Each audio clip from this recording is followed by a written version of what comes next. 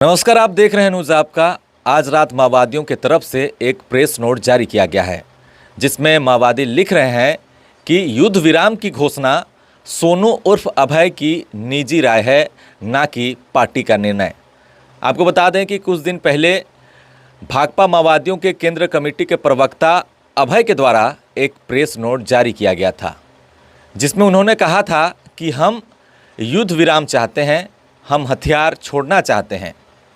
इसके लिए उन्होंने समय भी मांगा था और देश के विभिन्न हिस्सों के माओवादियों से अपनी अपनी राय भी मांगी गई थी। बाकायदा उन्होंने एक ईमेल और फेसबुक आईडी भी जारी किया था।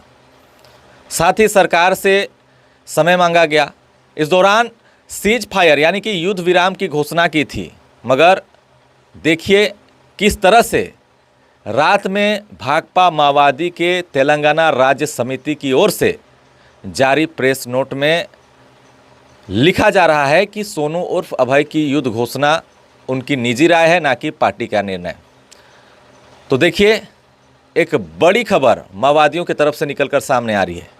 चलिए पूरे प्रेस नोट को पढ़ते हैं और समझते हैं कि क्या कुछ माओवादी इसमें कहना चाह रहे हैं, क्योंकि उन्होंने युद्ध विराम और हथियार छोड़ने की घोषणा से साफ इनकार किया है।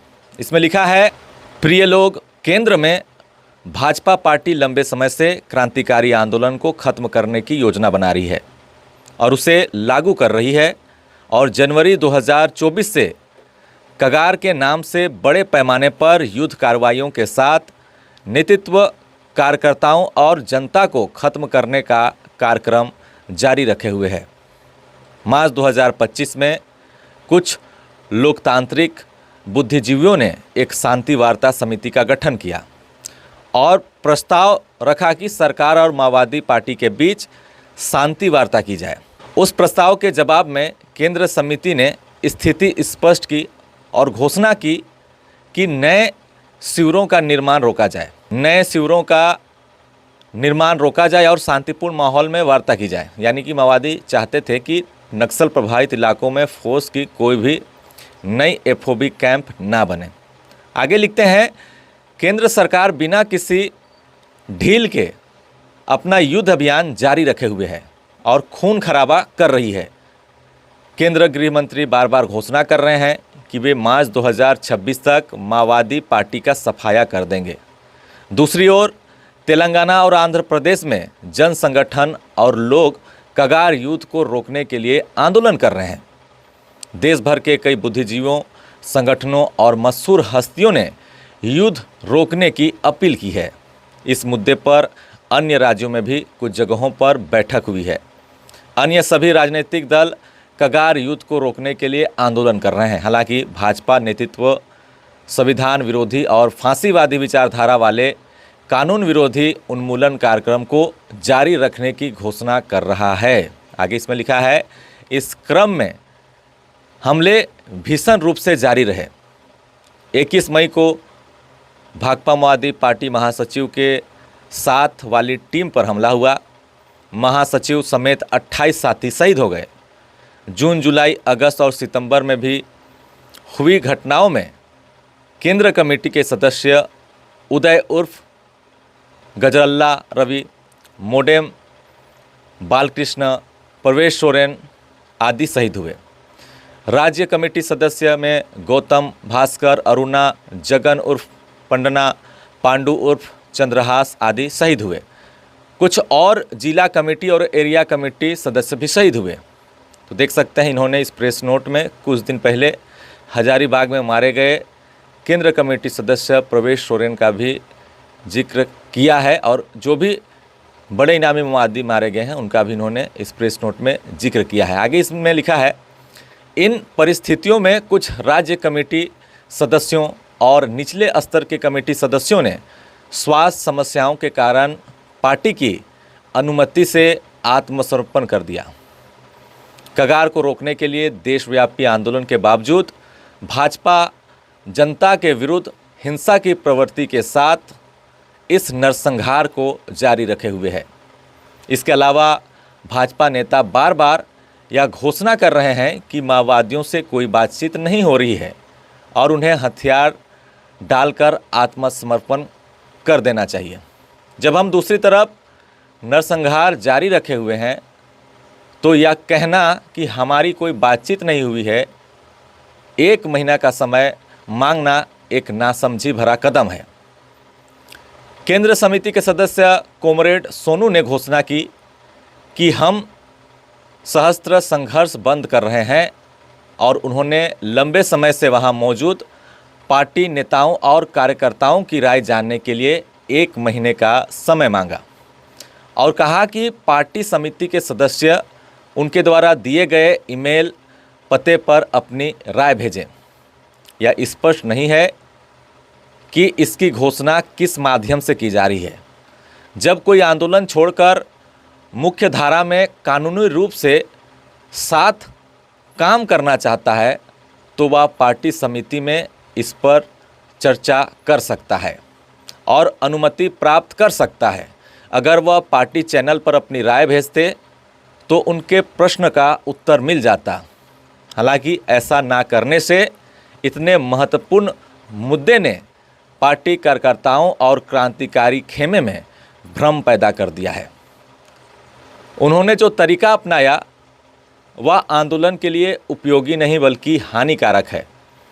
आज देश की कोई भी पार्टी ऐसा नहीं करेगी और अगर ऐसे फैसलों पर इंटरनेट के माध्यम से सार्वजनिक रूप से चर्चा की जाए तो कौन करेगा, ये सवाल माओवादी कर रहे हैं।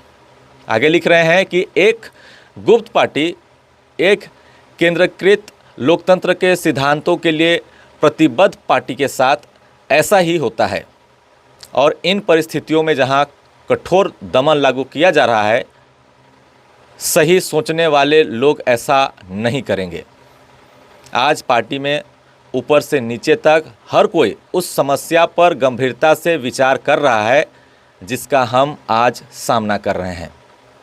कोई भी अनावश्यक नुकसान नहीं उठाना चाहता, इसलिए इस समस्या का समाधान सार्वजनिक बयानों से नहीं हो सकता।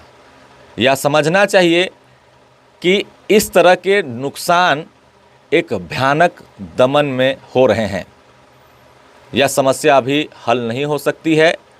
तत्काल कार्य 2024 में पोलित ब्यूरो द्वारा जारी परिपत्र को लागू करना है।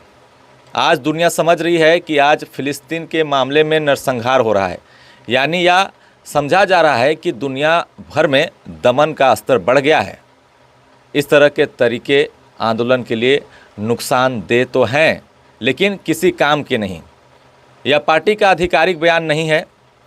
क्रांतिकारी खेमे और अन्य सभी राजनीतिक दलों को इसे आधिकारिक बयान मानने की ज़रूरत नहीं है।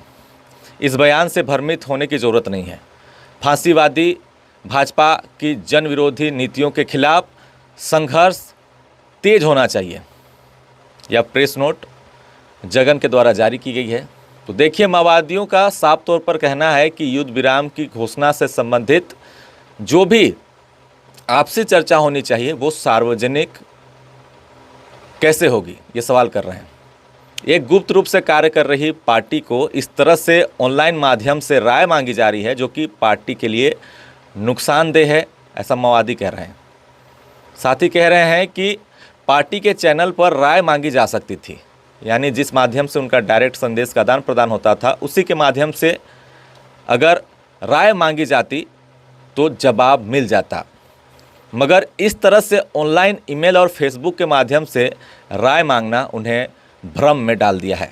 तो देख सकते हैं माओवादियों के अलग अलग खेमे से युद्ध विराम की घोषणा को लेकर अलग अलग प्रतिक्रिया सामने आना शुरू हो गई है। हालांकि जब युद्ध विराम और हथियार छोड़ने की बातें अभय के द्वारा जारी पत्र में किया गया तब ऐसा लग रहा था कि माओवादियों ने एक ऐतिहासिक फैसला लिया है और जल्द वो हथियार डाल सकते हैं और या फिर डाल देंगे और आसानी से माओवादी संगठन भी खत्म हो जाएगा, ऐसा लग रहा था। मगर इस प्रेस नोट को पढ़ने से ऐसा लग रहा है कि संगठन में युद्ध विराम या हथियार छोड़ने की बातों पर पूरी तरह से पार्टी की आपसी सहमति नहीं है।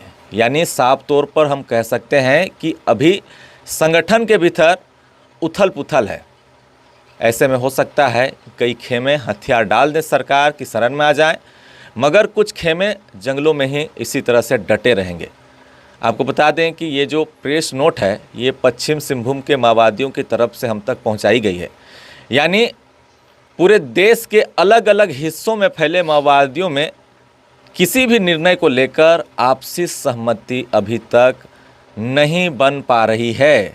अब आगे देखना होगा कि इस प्रेस नोट का जवाब केंद्रीय कमेटी की तरफ से क्या कुछ आता है और साथ ही सरकार प्रशासन माओवादियों के बयान को किस तरह से देखती है, ये भी देखना होगा। क्या नक्सलियों के विरुद्ध इसी तरह ऑपरेशन जारी रहेगा या फिर आने वाले दिनों में नक्सली घुटने टेक देंगे, ये भी हमें आगे देखना होगा। लेकिन जिस तरह से माओवादियों ने इस प्रेस नोट पर एक बड़ा बयान देते हुए कहा है कि युद्ध विराम और ये जो समय मांगी जा रही है या फिर शांति वार्ता को लेकर लगातार प्रयास किए जा रहे हैं, इसमें सही से कोई भी पहल नहीं हो पा रही है और पार्टी जो है लगातार जो अभियान चल रहे हैं उसका वो जवाब देगी। तो देखिए कहीं ना कहीं इस प्रेस नोट में या तो स्पष्ट हो गया है कि पार्टी के अंदर अभी जो है आपसी सहमति नहीं है। देख सकते हैं किस तरीके से माओवादियों के भीतर जो है आपसी सहमति नहीं बन पा रही है और जिस तरह से पश्चिम सिंहभूम के माओवादियों ने इस प्रेस नोट को हम तक पहुंचाई है, इससे तो ये साफ हो गया कि झारखंड में नक्सली जो हैं वो युद्ध विराम या फिर शांति वार्ता को लेकर स्पष्ट कोई भी निर्णय नहीं लिए हैं और जो भी शांति वार्ता और युद्ध विराम को लेकर निर्णय लिए जा रहे हैं उसे वो उनकी निजी राय बता रहे हैं। तो कहीं ना कहीं पार्टी में आपसी मतभेद, आपसी सहमति ना होने के कारण ये जो है पूरा मामला देखने को मिल रहा है। अब आगे देखना होगा कि किस तरह से पश्चिम सिंहभूम के जंगलों में अभियान तेज होंगे, क्योंकि मैंने आपको पिछले वीडियो में दिखाया था कि पुलिस जो है 3 बड़े माओवादियों को टारगेट लेकर पूरा नक्सल ऑपरेशन चला रही है, जिसमें मिसिर बेसरा, अनल दा, आकाश दा, ये सारे माओवादी जो हैं सेंट्रल कमेटी मेंबर हैं और इन्हीं को लेकर पूरा अभियान जो है वो जारी रहेगा। और कहीं ना कहीं झारखंड में सरकार की तरफ से भी ये स्पष्ट सामने नहीं आया है बयान की शांति वार्ता हम करना चाहते हैं, और केंद्र की तरफ से जो भाजपा की सरकार है वो लगातार कह रही है कि 2026 तक नक्सलवाद को जड़ से ख़त्म कर दिया जाएगा। ऐसे में कहीं ना कहीं लगातार चल रहे ऑपरेशन से नक्सलियों को नुकसान पहुंच रहा है, माओवादी मारे जा रहे हैं और हाल में ही आपने देखा होगा कई इलाके नक्सल मुक्त हो रहे हैं, बड़े इनामी कैडर मारे जा रहे हैं और प्रतिबंधित नक्सली संगठन खास करके झारखंड में जैसे पीएलएफआई, जेजेएमपी, टीएसपीसी, ये तमाम नक्सली संगठन धीरे धीरे ख़त्म होने की कगार पर पहुंच गए हैं। तो कहीं ना कहीं नक्सलवाद पर लगातार सरकार का, पुलिस का प्रहार जारी है। बस इंतज़ार होगा आने वाले दिनों में क्या कुछ माहौल देखने को मिलता है। क्या पश्चिम सिंहभूम के जंगलों के माओवादी हथियार डाल देंगे, शांति वार्ता करेंगे, या फिर इसी तरह से तेज अभियान में वो मारे जाएंगे। फिलहाल अभी के लिए बस इतना ही। देखते रहे न्यूज़ आपका। धन्यवाद।